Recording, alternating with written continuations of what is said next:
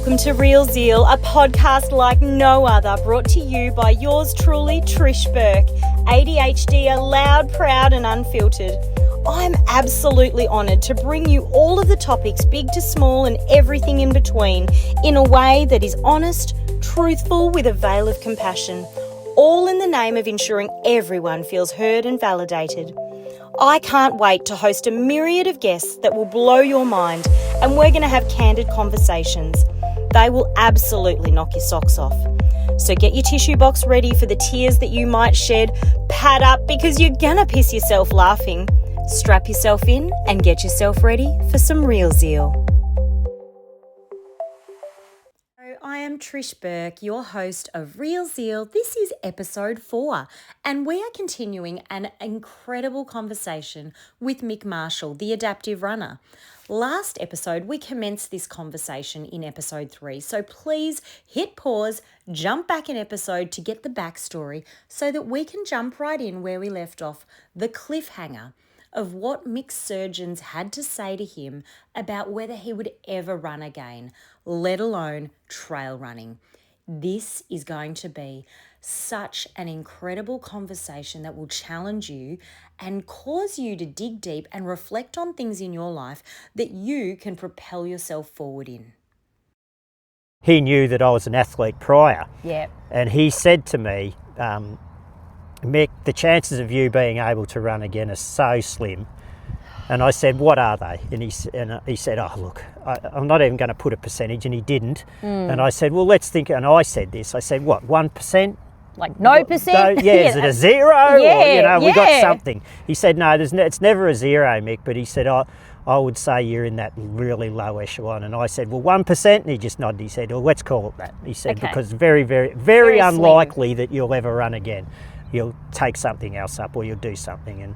For an athlete though, Mick, let's be honest, that's got to be a kick in the guts. It'd be like castrating you, for example. It was, and that's huge. And that was a very challenging moment, I'm going to call it, because what it did was it challenged my personality. Because people all my life have been telling me you'll never do this and you'll never do that. You're a bit of a prove it wrong fella, aren't you? I have been in the past. I'm a lot less of that now because I don't need to prove anything to anybody anymore. No, so, but it's more for yourself. But I love now. that. Yeah, it's a personal journey. And that is an ADHD thing. I will just side quest it. Yeah, that the ADHDs of this world, you say, oh, you couldn't possibly do that. Yeah. It is like, game on. Game on, buddy. I'm going to prove you wrong. And I think that is such an excellent thing about the way our brains are wired. It is. Because it gives us more grit and determination than the average Joe would potentially have. It's that A-type personality, isn't it? The drive. You just go. And we're not worried about any consequences whatsoever. They can all go to hell and we at just the expense of ourselves and each other and anyone in our wake, we will achieve, which is great. And I think, had you not been wired that way in your brain, I feel like your journey and your recovery would be significantly different. Very different. And that's what everybody's loved about me through my journey, especially my treaters. And I always keep the cup half full. I'm a very positive. Now, you know this, you're not, when you're at home in your dark places, it's not very positive at all. It's not. But so I learned to not hide that anymore. Yeah. And this is where I'm going with this. So I had left leg osteotomy, pins and plates in my left leg, learned how to walk again, learned how to jog again, get off the crutches and run again. And then they decided to go in for the right foot, because my running was not running as I knew it, but it was still hobbling. It was of sorts, and and all sorts of bits and bobs to keep my ankle together. But then we decided to do the ankle, which was great, and I done the left leg and the right ankle was all done through serious medications. So, okay. And we're like, where do you stand? So, we're good. Then we go on to the right foot, and they done a total foot reconstruction of the right foot, and again I had an osteotomy of the heel, where they cut the heel bone, pull it across, realign it with pins and plates, and also the reason that they done that was so that they could get the tibial tendon, the tib post tendon to attach properly, and it could stay there. Yeah. So massive work. Total foot reco. And it's a surgery that takes hours and hours. Oh, long time. They're long surgeries, they are. And the thing with that was that I healed with that left leg and right foot medically, which I was taking very serious drugs, very serious painkillers, all of those things and, to just and get antidepressants, moving. because Yes. we haven't even touched on the mental side that this has brought me. So that, all sorts of different traumas, and well, I might as well say it now if we're going to call it. Let's do it. All through this, the actual physical bits and bobs I can get over. I can do it. I know I can, whether it's on crutches or not. I can actually do the physical bit. The thing that I find is the most difficult out of all this is the mental side. And that's PTSD, anxiety, depression, and if anxiety and depression play hand in hand with ADHD anyway. They do, ups and downsies, and as I said, PTSD. But it was the ones that I hadn't heard of before that actually struck me, like loss of identity and adjustment disorder. Huge. And these sort of ones, and they are, if not, they're all in the same bucket of pain. Yeah. Even with your physical, it's all pain. And I got onto this pain education. I'm leapfrogging here, but I'll finish off this. And so they done the right foot, and then I got up and I got running and everything. But because they straightened out my left leg, my left foot decided to go out in sympathy. So it just flattened out. So I had to have exactly the same done on the left foot as I had done on the right foot, which is total foot reconstruction. Now, I was at a stage in my life where I was going through all these mental health issues as well, and litigation, which because I slipped and fell off a ladder that was non-compliant, 110 metres up in the air from the world's largest wind turbine manufacturers in China. So, I mean, number one in the world, and they can't put slip protection tape on a ladder. And I'm not going to go heavily into that. Let's hope this is a learning opportunity for all workplaces. For all workplaces, exactly. And the thing about that through my litigation, and the reason that I say it is because I can, because they said there's no bind to you. They didn't pay me to shut me up. Well, they did. Of course they did. You get the payout. The to gag shut order, up. Yeah. yes. But they didn't put it in any legal writing, so I'm free to talk about this, and so I am good, and that, because there's so many people out there that go through this workplace horror that just don't get out the other side, and I mean that. They take their lives because they can't see them being able to provide for themselves and their family the way that they used to anymore. And the system sucks big time, and because it's brought to bring you down, it's meant to the system's all evolved around money and business. So they want you to take the early plea, so to speak, or the early cash, because there's up to 3 or 4 offers that are provided through this workplace system, and most of the time they try and encourage you to take the first one, and the way that they encourage you to take the first one is that they strip you of all your qualities and your way of life and your income. So work cover is the only system we have, and it is a good system compared to what other systems overseas have. At least we have a system, but it also plays on you because you get about half the wage that you used to get, and they run you dry, and they don't want you to do this. You got to stay on the medications, otherwise you won't get paid. And I'm on enough medications to kill a horse. So, and I'm thinking, this is all wrong. Why do they encourage me to stay on medications when you want to get well? I want to heal. Yes. So I made a conscious decision to wean off the medications after a couple of years because I was so down and out and defeated. And the reason that I'd done that was this thing called the inaugural Ballarat Marathon came on. Okay. And that's where I thought, okay, I'm going to say goodbye to my people. I'm going to run this half marathon. I don't care if it bloody kills me, I'm doing it. And so I'm in front of all my peers. Bloody love you, Mick. Bloody love you. So I'll be there with all my peers and all my people, and I could say goodbye to running something that has been so good to me and so therapeutic and so everything to me all my life, and it meant a lot to me to say goodbye. I go into my meeting because it was getting to the pointy end of litigation. I went into my barristers and the solicitor, and I said, I want to do this thing. I want to say goodbye to my people. I want to do the Ballarat half marathon on my crutches, and I just want to say goodbye. And I'll probably never run again. It's my hurrah, and I couldn't think of a better way to go out. Yep. Their answer was, no, you're not doing it. Because it looks bad, doesn't it? If you're trying to do your last hurrah, and they're like, well, no, you're supposed to be some kind of dead cripple, not like someone that's healing, which of any sort of capacity, that doesn't promote healing for anyone. If you've been given a mantle that pushes you down into being disabled, dysfunctional, and suppresses you as a human being. Yeah.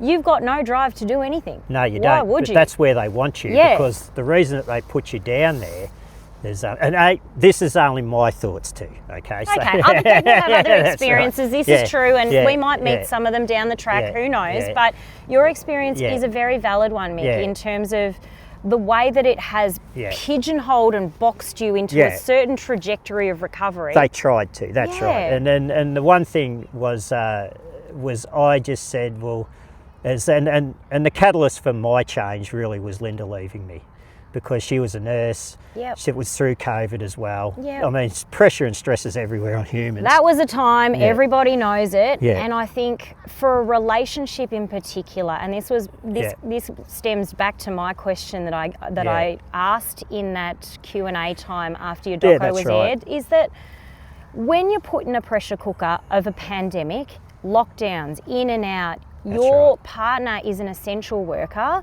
You are going through not just a time where your cat died or whatever. You are rebuilding and rediscovering and redefining your roles, your ways that you are going to live moving forward. How is it going to happen? Are you going to work again? All of these really big questions. But I know, and I touched on this in the podcast previous with James Burke, but just speaking about the pressure of society on a man, like you got to be working full time, you got to be earning the bacon, you got to be doing X, Y, Z. So to say. And I'm like, the pressure of society is not what is right for everyone. Everyone has their own dreams of where they would like to, put themselves and what they would like to turn their hand towards. But for yourself, that also weighs on your shoulders in that recovery process. So I'm sure you have a family, you have a partner, and then you and your partner are like, this ain't gelling very well. Well, we had no direction in anything. And no one did at that stage when the world was like that. We all remember that very, very well. But the best thing that could have happened for me and Linda was Linda to leave. It was the hard decision. And I was. I'm very open and honest with this too. I couldn't tell you probably how many times I felt like checking out. You were in the dark place for real, so and we're being sensitive here, and this is a trigger warning. It's a tough one. That is, it is a very deep, dark place when you've been through what you have. And I think a lot of neurodivergent individuals, a lot of people that have mental health conditions can relate to saying there are days, there are moments every day, maybe even, that you want to check out, that you don't feel like you're fit, you don't know where you belong. That's right. Let alone if your body's not doing what it used to. That's so challenging. It is very, and the thing is I think prior, that's why running was such a great discipline for me, I was always peeking over the edge to see what I can do, not worrying about what I can't do.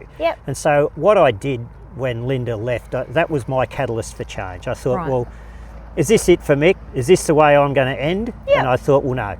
I just drew a line in the sand. I thought, no, this isn't going to be the way. Whether Linda comes back or not, that's her journey. I need to forge my own. And so I got on my bike again, so to speak, and I thought, well, okay, what's the one thing that I can do? What's the one thing I can absolutely bloody do today? What is that? And the one thing that I could do was I had to have a pee bottle next to me because I'd pissed the bed in it. I mean, I can say that really easily now because it happened so many times. It's got to be bloody hard to get up in the night if you've got chronic regional pain happening. Complex regional pain syndrome happening through your body. To actually get your body to warm up, for the people that have never experienced this, to actually get your muscles and your body and your psychology, your brain to override all of the hard, to even get up to take a leak is enormous. To drop my feet on the ground was you have to psych yourself up for it. That's right. It wasn't easy. So in the middle of the night I used to, and anyway, we got this pee bottle and everything, and I thought, well, so I'd get up and I'd have a pee and I'd put the bottle down and I thought, this is the time. Yep. I thought, I heard something lieutenant say it one day, just get up and make your bed and you've done something for the day. It's a great theory. And a lot of people use that in the mental health space. A lot of psychologists would actually encourage that process. And they do, and they did. And I thought, well, this is my moment. It was about 3 o'clock in the morning, and I thought, well, no, I'm getting up, because if I don't get up and make my bed, I'm just going to go back to bed. I'm just going to stay in that bed for a day or days or a couple of hours or however long it bloody takes for me to There have feel been good days, again. people, that I have been in bed for days. And I can relate that if you don't get up and make your bed, there's no reason why you shouldn't just crawl back in there. Yeah. It's comfortable, it's That's warm, right. it's safe, and you don't have to look at the world. And the thing is, it's not that comfortable and it's not that safe really, because it's keeping you away from your life. It's locking you away from living, isn't prison. it? It's actually your bed's your prison. That's how a shame, because my bed is like, I love my bed. I love my bed, but you've got to get this in context. You know, it's your bed's for sleeping, really, and a few other things. Absolutely. But you got to have a good time. Yeah, you do. But it's for those specific things and that only. And I mean, life does not go on in the bed. You know what I'm saying? You can't live your life from your bed. You can't. I mean, nowadays you could get Uber Eats, you could do a lot from your bed with your phone or whatever, but that's not living. No. There's a whole beautiful, exceptionally amazing world out there and people to meet. And if you live in your bed, you miss it. You miss the whole show. You do. And the thing is, it's like, you know, changing doors or sliding doors, isn't it? You know, you're only one decision away from a very different life all the time, and I believe that to be true now. Well, you could have not fallen, Mick, and your life would have looked very different. Yeah. Would you have the same grit and determination that you have now? Well, you would still have it, because I'd have it, but it would be a hardwired. different level. It'd be a different thing. And people often ask me, "Are you glad you had the accident now?" Like, no, not in that sense. Shit question, I know, people. but they do. Not a very well thought out one. No, because, I think some the people intention do. behind it is actually not awful. No, it's not. They mean well with the question, because what they mean is, are you grateful that you, not so grateful that you had the accident, or was it, has the accident helped you in any way? And I've got to say, well, yes, it has. It's just the way that they ask the question, you know. I know, sometimes it comes out wrong. And my answer to that is no, I'm never glad that I had the accident. No, shit no. Take me back and never had that accident, I'd take it in a heartbeat, because it put me through the ringer. But what it did do is it taught me a lot about humans, society, structures, formats that we all live by and we all follow like sheep. Yep. And that goes back to the litigation where, you know, they said to me, "You're not doing the race, you're not doing the event." And I turned around and said, "Well, so what you're telling me is..."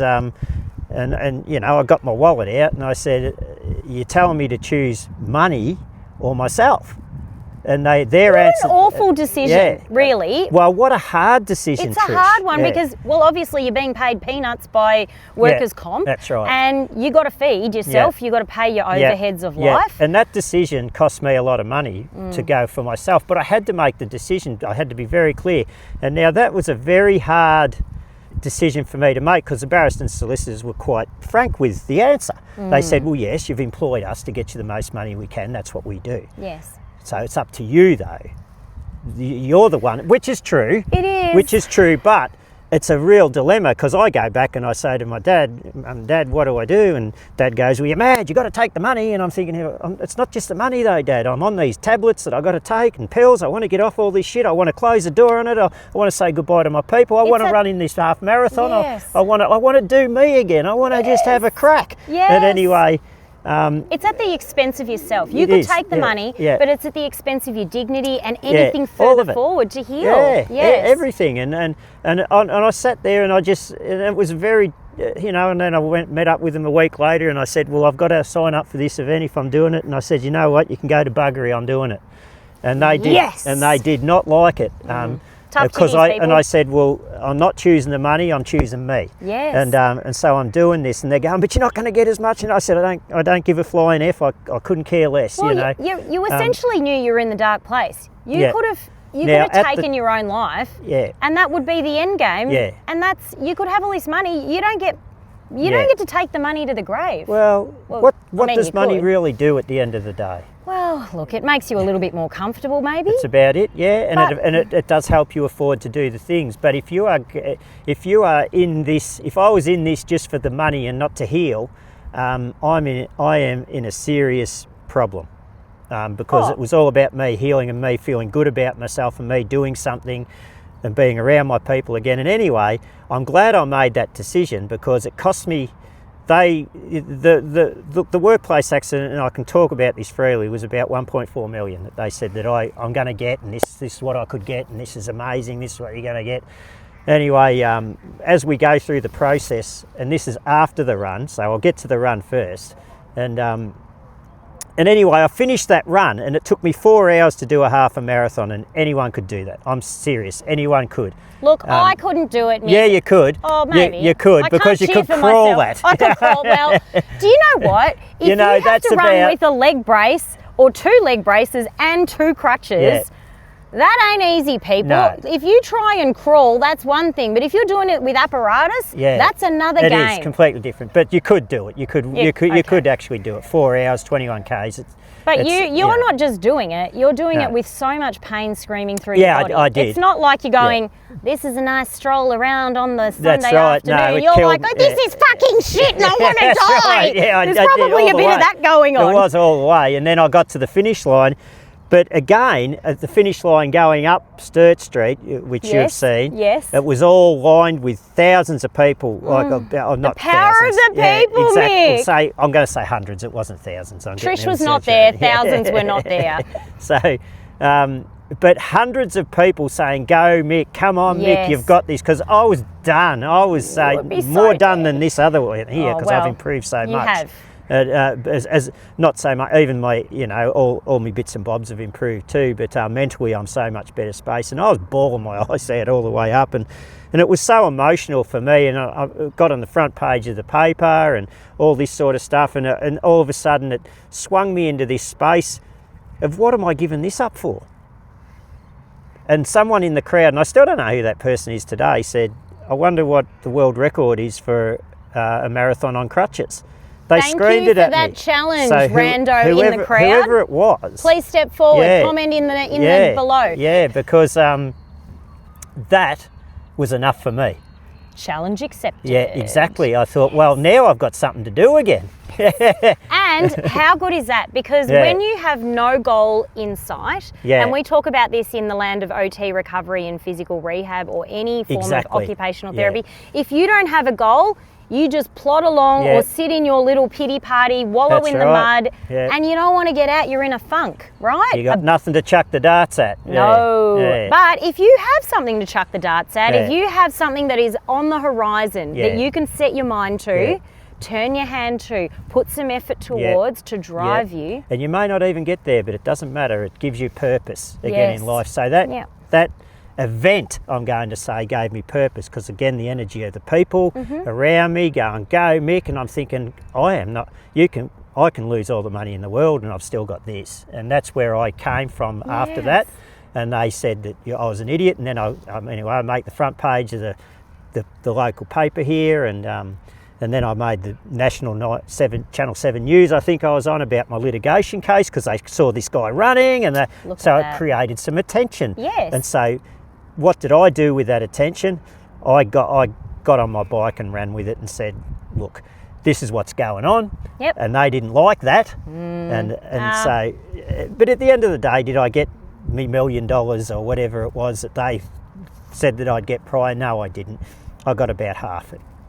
But do you under half. Do you have your dignity? And what happened was I didn't care. Yeah. Just pay me out. Let me get on with it, because I got shit to do now. I got stuff to do. So, it's a rabbit warren once you start down litigation. Yeah. Anyone and who's anyone that knows, one. it's horrible, and you need to keep revisiting the trauma, and you need to keep revisiting the events. Yeah. And that's not fair on your psyche either for your recovery. No, and it was all the mental health problems that they'd bring up, that they'd attack you with, because they understand where you're at. Oh, you're in the dark place. Yeah, and they took me out for lunch at the yacht club where you were meant to meet me, my employer, and they said, "Chin up, Mick, we gotcha."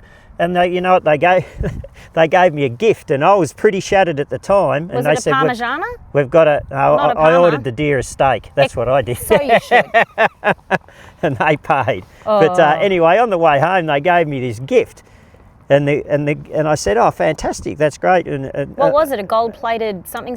It was a gold. Oh, it was. It was. What a guess. It was a gold-plated wind turbine. What, to remember the shit show that you went through? What the fuck? Yes, you got it. And anyway, I'm opening this, and it was gold-plated. I've got it. It's a trophy on my my thing. Maybe we should sell that on the black market. I'm sure it'll be worth. No, just joking. But anyway, I did, and I'm in the back seat looking at this thing, and I'm thinking, why don't you just put a little bloody Lego man on it with a piece of string and some tomato sauce at the bottom and say, you'll be right, mate. Chin up. The Lego song is now playing. Everything is awesome.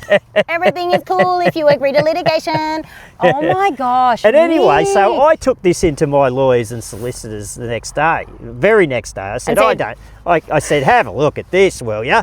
And they go, that is the stupidest thing we have ever seen anybody ever do, because what they said was, you've got capacity and you've got this and you got that, you're ratting them around, oh God, you're good as gold, there's nothing wrong with you, we'll give you any job you want. And I was thinking, you guys just aren't hearing me.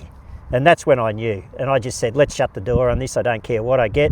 And I didn't get a lot, I got enough so that I could purchase a house and buy a car.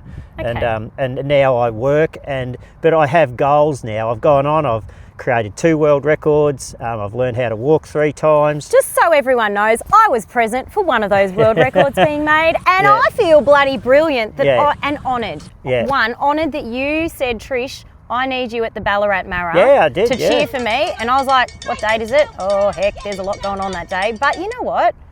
I move heaven and earth for my people that bloody appreciate me turning up. So to have you say, Trish, I need you to cheer me over that line, whatever you can give on the day will be great.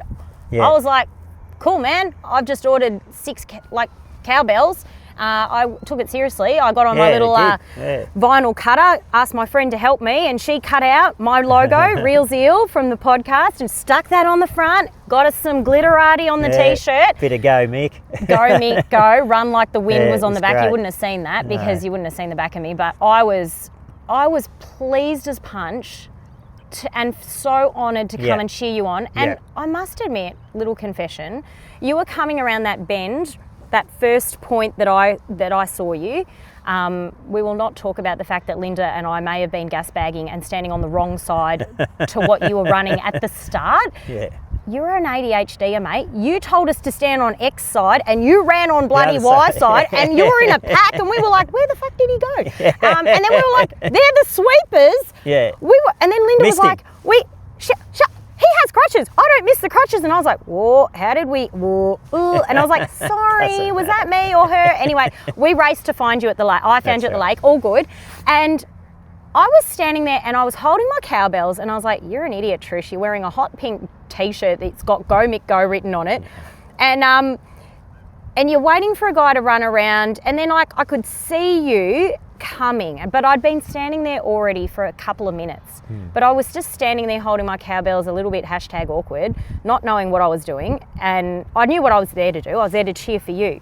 But then I was like, what the hell? I should be cheering for every bloody person and treating it as a warm-up. But and then there were the 2 gorgeous ladies running in matching bumblebee outfits. I'm not sure if you saw them. Yeah, I did. But they came and they're like, they did a double take and then they ran backwards and they were like, can we get a selfie? And I was like, absolutely. Anyway, was ringing the cowbells. You can't hear that in a selfie, but I felt that was necessary. But then I was like, why am I not cheering for the whole bloody people while I'm waiting for you? And the lift that it gave me to see the response on everyone's face of like, I was like feeling so dead, man, and thanks for that. And like people were like, can I get a high five? Some people were pulling out their phones to take like a bit of a video montage of me running past, yelling my little gentle encouragements that sounded aggressive. But, you know, dig deep, get yourself a PB. That's what I kept running over and over. Yeah. Guess what was on the socials of like the Ballarat Advertiser or who knows what? Yeah. Like I think it was the Ballarat Mara.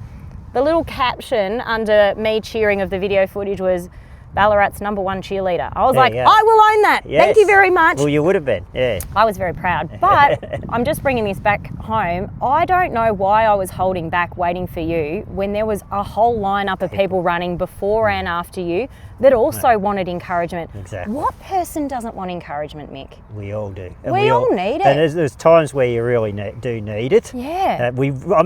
Bloody really need it. Yes. Well, you needed it, obviously. Yeah. And then, at the halfway point, you were coming through the, almost at the restart line for the second lap of the Ballarat Mara. And I was at that point too. And that was my point where I knew that I had to peel off after that for my other commitments for the day. But I was like, you know what? The fact that I got to cheer for everyone, and the people were already running past going, there you are again, how did you get here? And I'm like, I am like the orienteer in a car of marathons. And they're like, my goodness, you're like everywhere. And I was like, not really, but I really enjoyed that day so much. It was just as much, it felt like I had run a marathon that day. Yeah. Even though it was your day. Because you give your energy, and it wasn't my day, it was Ballarat's day again. Well, it was shone, fantastic. It turned on the good weather great. and everything. But you got yourself sub 6 hours for that marathon.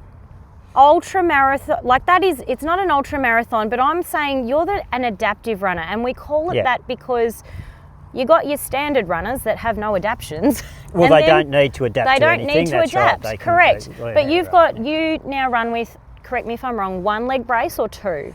Depends on the day. Depends. Like I'm going up to UTA or Ultra Trail Australia to run 50 k's in the Blue Mountains. I will have both braces on. Because the terrain is rough. And so this one I had probably the most minimal I've ever had. Because it's relatively flat in the Ballarat course. Flat as a pancake. It is. There's no so it's elevation. Very consistent, so it doesn't, how would you say?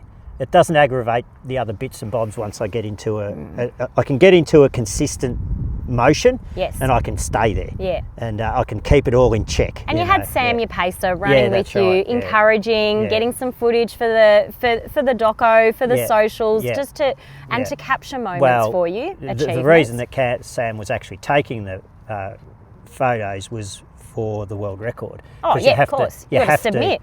You have to submit. They don't give them away. I tell you, there's a lot of work. You got to earn your stripes. It's one thing to do the event or the run, or to to eat the 100 pies or whatever it is that you do to break the record. That is a record too. Yeah. Yes. But if you don't get proper video footage of it, you may as well not have done it. Exactly right. It could be anyone. If it's for a record, and my purpose of breaking records is not for personal gain. I used to win lots of trophies and medals for personal self prior to the injury, but now I have a bigger cause in life. And I get a bit like this when I talk about it, because now my purpose is not for the medals and the bling and the world records and all this it's to create awareness of that.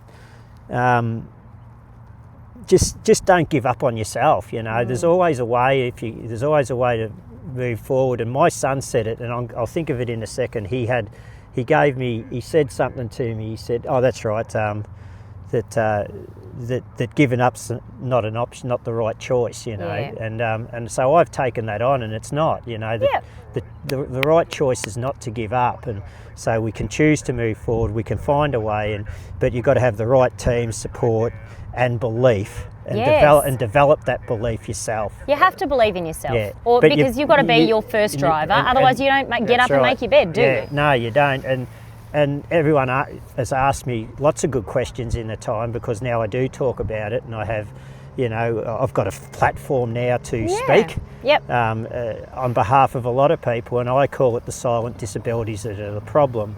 It's not all these physical disabilities that, those people see me on the crutches and they see me with the leg braces and everything, and there's an instant thing. Yeah. And of course, if they see me without it, they don't know. Yeah. But that's where I think what we do is we're very quick to judge. And it's humankind. We are hardwired that way, aren't we? We are. Unfortunately. But this is where I come from. It's generally not our fault as people that are having a crack or having a go, and that's the majority of the world out there. Yeah. What these people in say in law and litigation and heavy hitters in major corporations, and the money, really high end money people. They understand human nature, and they get you to bite your own bum on it, and instead of just all being an honest soldier. Yeah. And I think that's disgusting, and I think it's wrong, because they prey on these silent disabilities, and just because you can't see it doesn't mean it's not bloody real.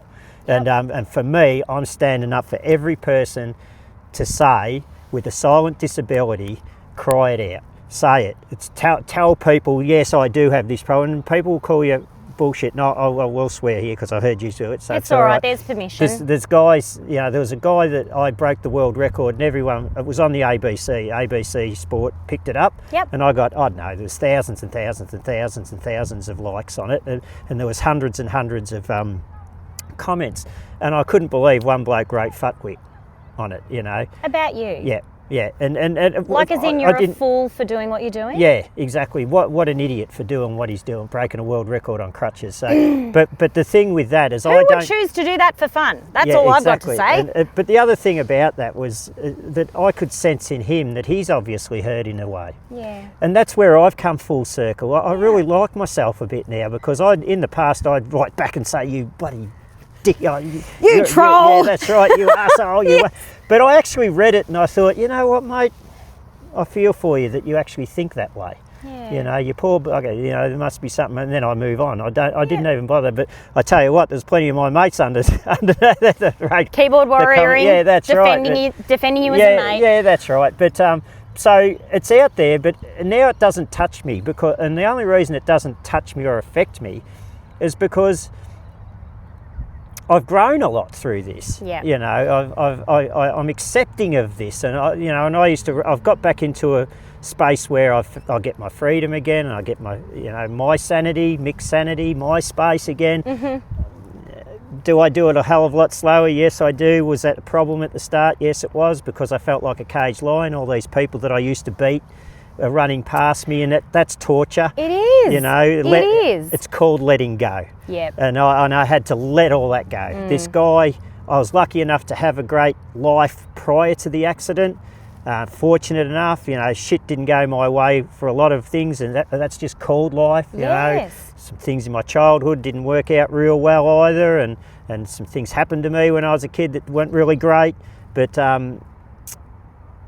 the goodness sort of outweighed all the shit in the end. And I look back at it now and I see goodness now, and I try and live in my little 1 metre square, which is in the doco, and if I get too carried away, I pull myself back in and I go, okay, what am I doing now? Yeah. What can I do? Yeah. What can I do? What can I do? What will I do? I can, I will, I must. And I can, I will, I must. Yes. I can, I will, I must. What and then on we go. It's so good. Yeah. It's so good, Mick. And I think what I keep thinking of in my heart of hearts now that you're sharing this is that we all know that hardship develops character. Character develops perseverance, persistence.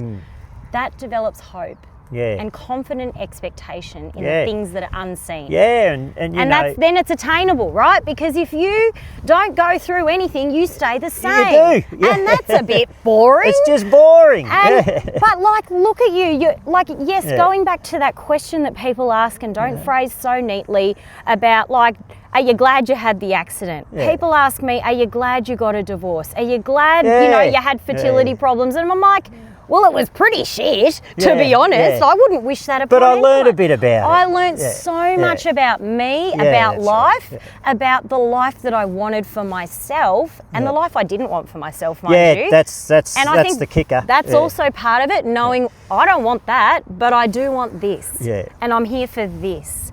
And I think that's the big thing in all of our stories, your story, my story, your story, the listeners' stories.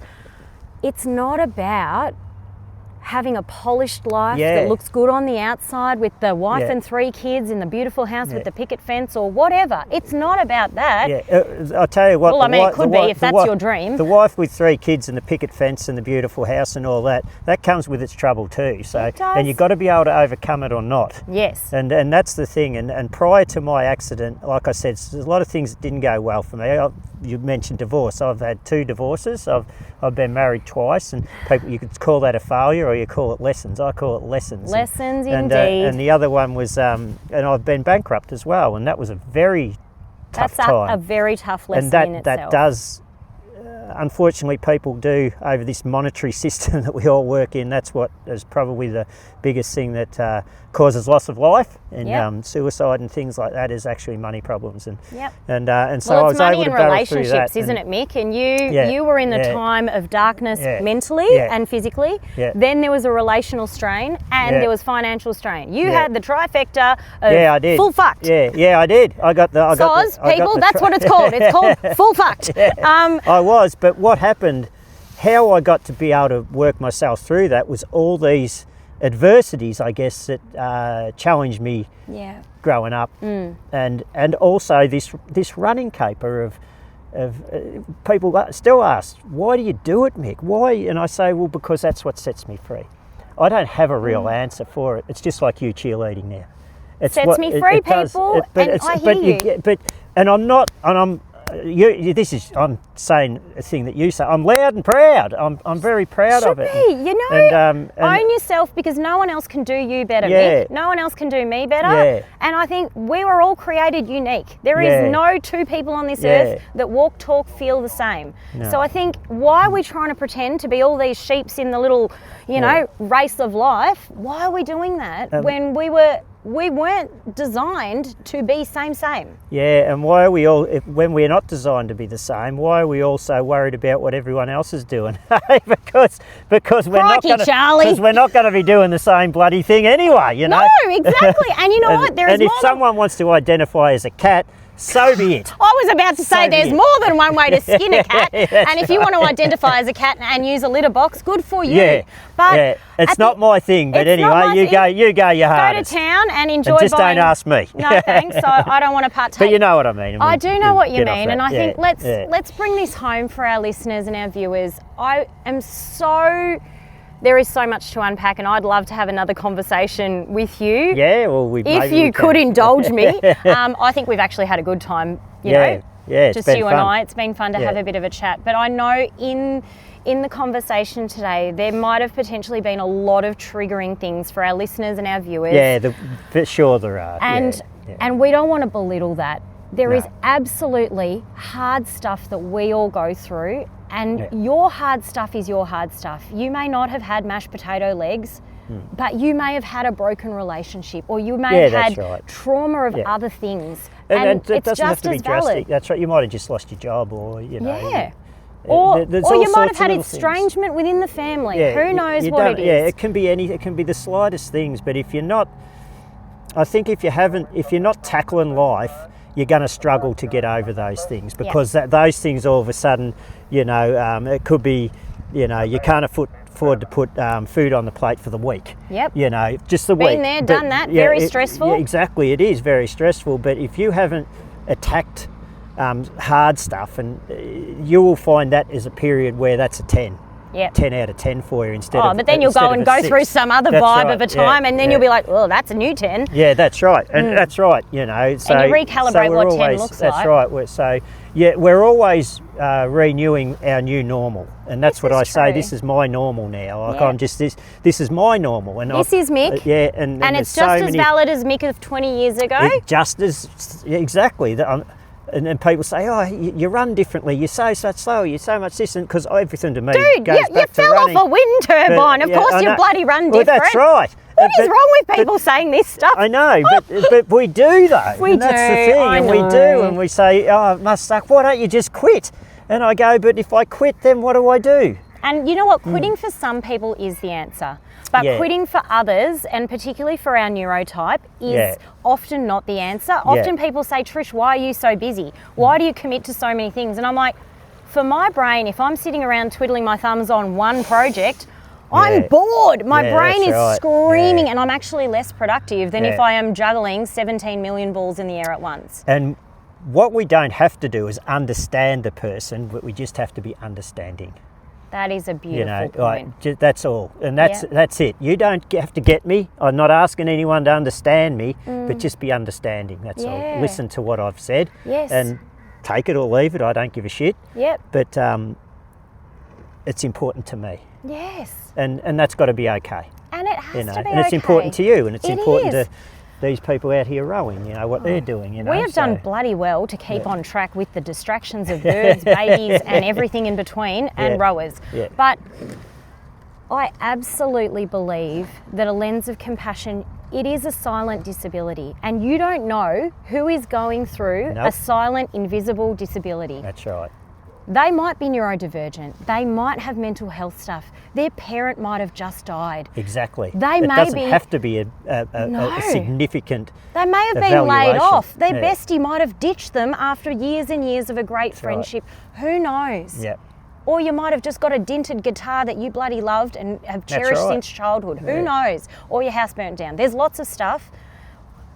What I'm saying is, you don't know what kind of a time someone is having under the surface. We don't ever know this unless we're calm and curious and invite a person to share. Yeah. And I could have looked at you on face value, sitting in a crowd, sitting at a bus stop, and just had my own thoughts about perhaps your story. Some people watch for fun. I am not that person. I have too much to do. But if I was to see you sitting on a bench with or without a brace, I would have had a thought about what kind of a personal life you might live.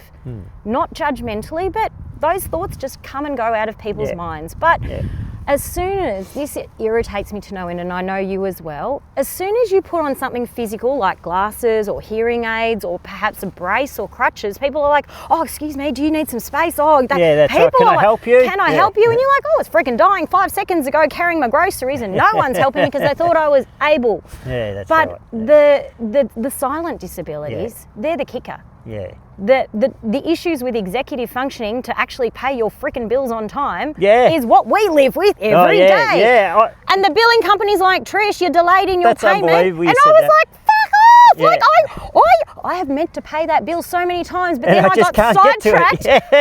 I mean, I paid all my bills today. You wouldn't want what a way How ironic. to say, Well, and they'd been sitting there for 6 months. I kid you not. Better I'm getting all the late phone than calls. I'm going to get to it. But I'm busy in my head. And it's not that we forget. But I've done it all today, and I feel great.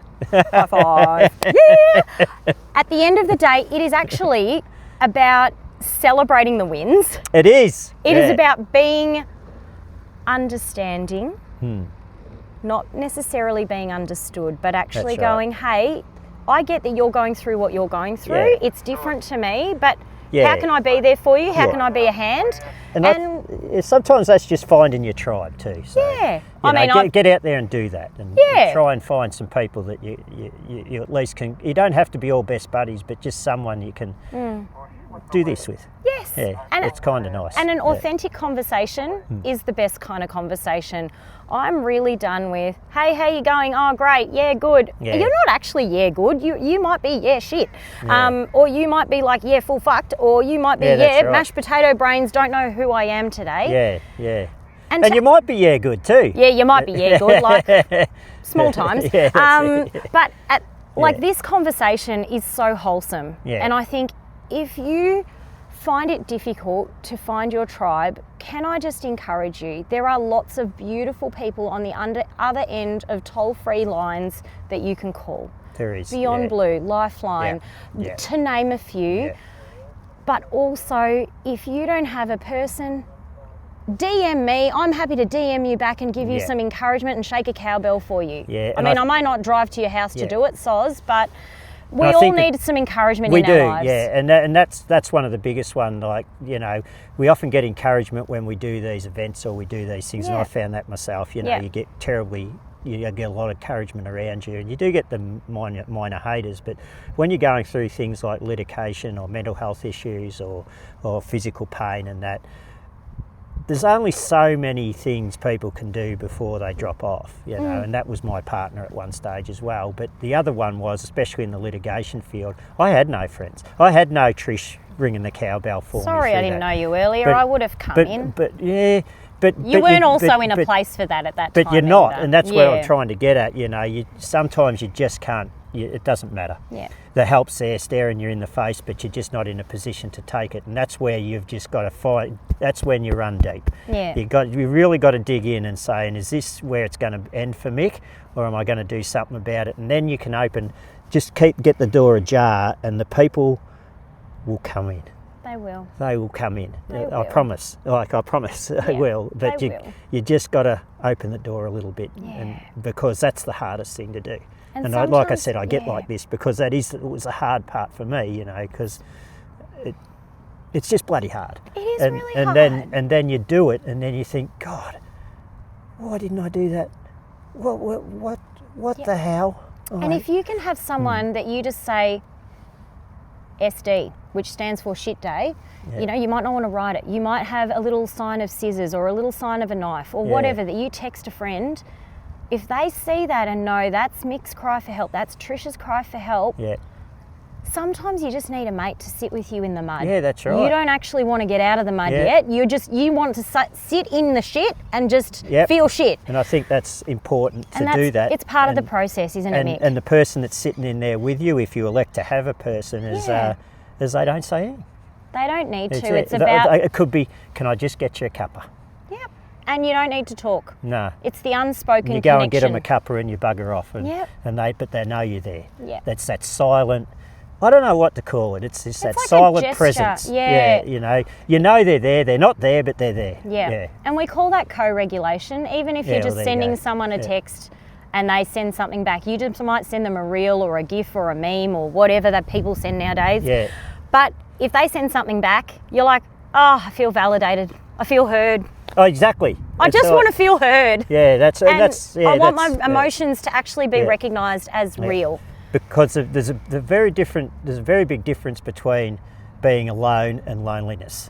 Oh, very different. The show and alone itself highlights that. Yeah, that's right. It does, doesn't it? Like they're alone physically, but some of them are not lonely. They're just like chipper as. They're talking to the trees. Right, they're making little rock friends. Well, that's who I became. The same. Like I had to understand that just because I'm alone doesn't mean I'm lonely, and I'm not. I'm good. I'm not. No one's perfect. I know, we're on the journey. Yeah, that's right. But I'm in a way better space in my head because I understood if it was going to be, it's up to me. And I'm not lonely anymore. Yeah. I'm good with Mick. Yeah. So that's all okay. And things can happen to me now, like maybe another relationship breakdown will happen, or maybe I'll go bankrupt again, or maybe we don't wish these on ourselves. No, we don't. But when adversity comes, let's say when adversity comes, I'm here. Yep. Bring it on. You know yourself, and you know I'm not wishing it. But you know yourself, and you know that you can stand against. Exactly. And that's the big thing. It's knowing yourself and going, I'm confident to be me. I'm confident to be Trish and yell bloody loud with cowbells and not be worried about what do people think about me. I did get weird looks, Mick. I won't lie. No, you know this. I would have got weird looks. Yeah. I did get weird looks. And then there was like, oh, we have permission. She's doing that now. I'm going to ring my little cowbell. I had a little guy, not a little guy. And that's a fear. It's a fear. Yeah. It's like, I don't want to do it because no one else is doing it. Well, fucking just do it if you want to do it. And if you bought the bloody thing. I bought it. Yeah. Well, someone bought a cowbell and they're standing next to me going, dink, dink. Ding, ding. It was so lame. And then I was like, come on, get yourself a PB, dig deep, there's more in the tank. And they just started going, and they were like, oh, is that how you're supposed to shake it? Yeah. And then all of a sudden, the atmosphere around where I was standing, creating a lot of noise, suddenly lifted. And then people were like, I'm just not going to yell out for my mate Jill, who's running her first race. I'm going to yell for everyone else and cheer them on. And then when they saw the response in kind was positive, they were like, oh, people like this, and they're not worried that, I look like a dingbat ringing a bell. Who cares? Like, if you want to ring a cowbell really loud, be proud and loud. And the thing is, we're very conditioned, and might be why it's humankind. I was in a really bad way, and I used to go to a gym prior to and during, and they got me at the other end, and Tracy, her name is. She's actually a shaman now. Ooh. And I love her journey because she's like that. She's found herself in that. She's just following, and everyone calls her a nutter or whatever they do. Not everyone does, but a lot of people do. But she's just doing what she does, and she's found her calling. And anyway, and she's a very fit chick. You know, she's a personal trainer and she owns a gym and all these sorts of things. And I was going through my rehab, and she said to me after a yoga session one day, she said to me, Mick, I'm thinking about starting up a run club, and I'd love you to coach it. And here I am on my crutches and everything, and I looked at her and I said, are you taking the piss, Tracy? Like, what are you talking about? Do you know what? I would come to that run club because there's permission for you not to be a polished athletic build with a pelvic floor that may or may not be dysfunctional. That's right. And she was method in her madness, because she said to me, she said, Mick, you don't have to be a great runner to be a great coach, and you've got great coach written all over you. Yeah, and I did not take that. I'm telling you, I did not. I actually said, no, I don't know and everything. I have to have a think about it. And she said, I'm giving you 2 days. She said, either you're doing this or you're not, because I'm going to get a coach and I think you're brilliant. And anyway, and I went home and I talked about it, and I said, and everyone said, yeah, do it because you'd be great at it. Go on, do it. It was me that was letting myself down. Does that make sense? I know, and everyone's exactly. telling you to do it, and I'm going, and you're like, no, what if I'm no good? What if I'm this and that? That's the negative self-talk, exactly. Isn't it? And anyway, so I went back to Trace and I said, okay, bugger it, I'll do it. And she said, okay, the floor is yours. And she opened it up, and she had 20 ladies ready for me, because it's a mainly women's gym. Mm-hmm. It's not a women's gym, but mainly women go there. Yep. And so I had 20 ladies there on my first train and run, and they were all shapes and sizes and everything, and I loved it because I couldn't run. Not really well. I could, but I could not very well. Anyway, I said, okay, and my first question to them all, because I looked at them as such an eclectic group, and I said, who here thinks they can't run? And they all put their hands up, all of them. I love that. And I said, okay, too. yeah. And I said, yeah, you've said that, and I know you can. I can. Yeah, I ran bloody fast from my car to where the next spot was. I can run. And anyway, and I said, well, okay, come with me. And I'm hobbling on my crutches, and we jogged up to the corner, and we got to the end of the corner there, and I said, now who here thinks that they can't run? And you know how many put their hand up? All of them. They all put their hand up again. What? Because they just ran though. I know, but hear me out. Okay. And they all put their hand up, and I sort of figured that might happen with this group that I had, because they were defeated, very defeated. Women people. often feel really defeated in that space, particularly my age bracket as well. Yeah, and scared of gyms and health. Yeah. That's why they all migrated to this Tracy and Lee's gym, because it was safe place, very safe for them. And so for them to come out and actually join me on this run was huge for them. And I got that after they all put their hand up, after I said, now who thinks they can't run? And they all put their bloody hand up. And I said, there's one thing, ladies, that you need to think about here, is what do you think you just bloody done? And I said, do you think you just ran? And they all said, yeah, and the women thing, they're all talking and they all understand each other, running, I don't, like Linda's got 3 girls, and I listened to all 4 of them talk, and they all get each other, and I'm going back going bonkers, Well, you're coming from a house of boys, I'm guessing, so that's a very different thing, isn't it? Anyway, so I sort of... So they were doubting themselves even then? Well, they were, and I said, what you got to do is not worry about what other people are doing and what other people think and what other people are achieving out there, because they all said, but I'm not as fast as, I'm not as fast as, I'm not as quick as, I'm not as good as. Everyone's looking sideways, Mick. Right. No one's running in their own lane. What I want you to do over the next 12 weeks, because this is a 12-week program, I said, what I want you to do over the next 12 weeks is not give a bugger about what anyone else thinks. Great. You just turn up and let's stay in this, let's call this our time. For 1 hour. Great. You don't have to worry about your hubby or the dishes or the boyfriend or the kids or anything else. This is us, and we're going to move. I'm going to call it bloody running. Okay, all right. And I'm going to call it running, and this is where it started around the lake. And I started this group called the Move Crew. Yeah. And what we did was we chucked a lap of the lake. How many Ks is that? 6 Ks. Shivers. And if you couldn't do the lake, if you felt that you couldn't at the time, this goes in, and we started at the yacht club at Sharpie's Yacht Club where you were, and we'd come, and the ones that couldn't do the lake would walk from here down to this pier and back again. Oh, and it's such a beautiful gentle, walk. Gentle, soft start. Very beautiful. soft. And by the end of the 12 weeks... Oh, it's like the couch to 5Ks, isn't it? Yeah, that kind of concept. It was very much the couch to 5Ks. Yeah. And every single one of them could run the lake. All 20 of them could run the lake. And you know what?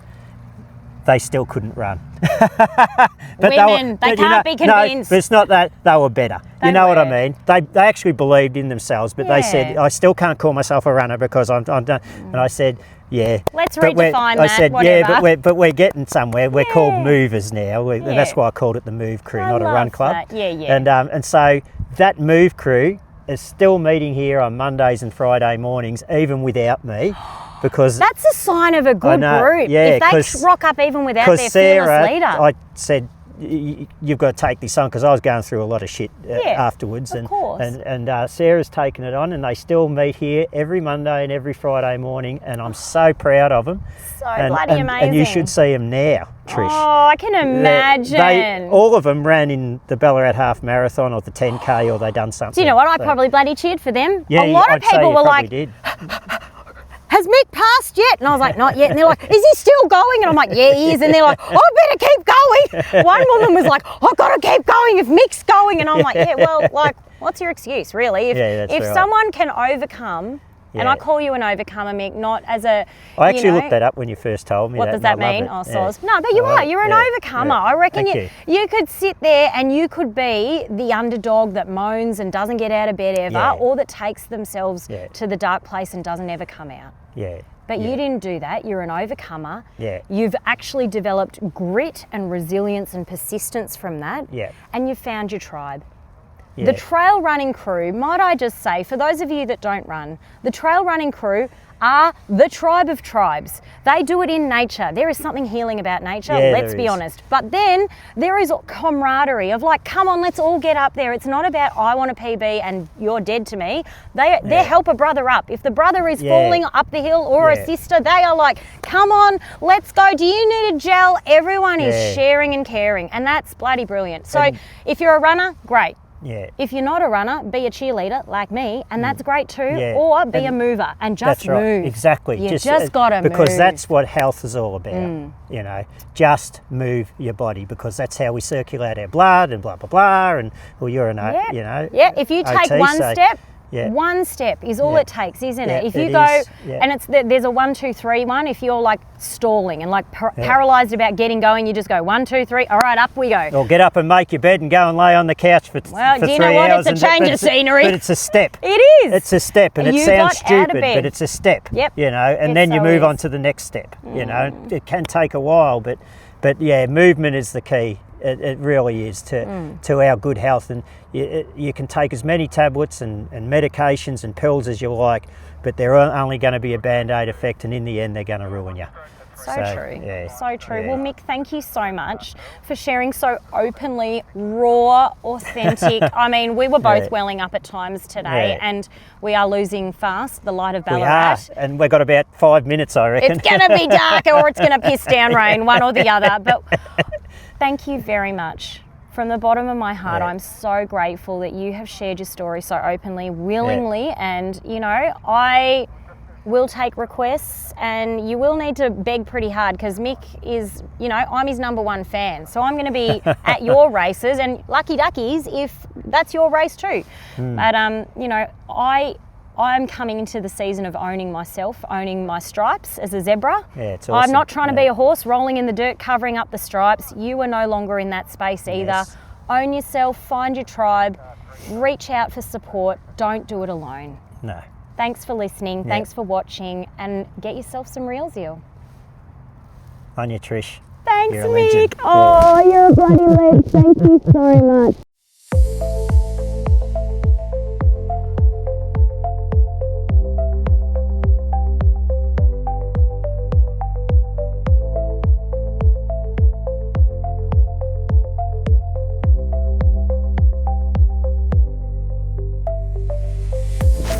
My hands are bloody freezing. I know, so am I. Yeah.